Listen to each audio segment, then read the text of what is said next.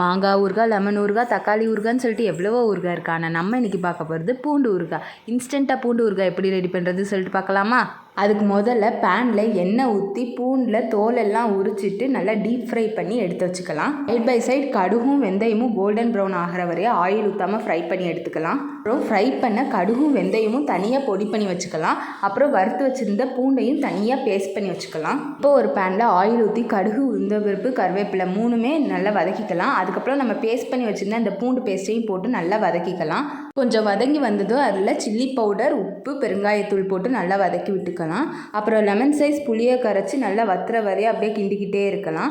அப்புறம் கடைசியில் நம்ம அரைச்சி வச்சிருந்தோம் இல்லையா கடுகும் வெந்தயமும், அந்த பொடியை நல்லா தூவி நல்லா வதக்கிட்டே இருந்தோன்னா அதுலேருந்து எண்ணெய் பிரிஞ்சு வரும். அந்த மாதிரி எண்ணெய் பிரிஞ்சு வர ஸ்டேஜ் வந்துருச்சுன்னா அவ்வளோதான், நம்மளோட பூண்டு ஊறுகாய் வந்து இன்ஸ்டண்ட்டாக ரெடி ஆயிரும். இந்த மாதிரி வீடியோஸ்க்கு சப்ஸ்கிரைப் பண்ணுங்கள்.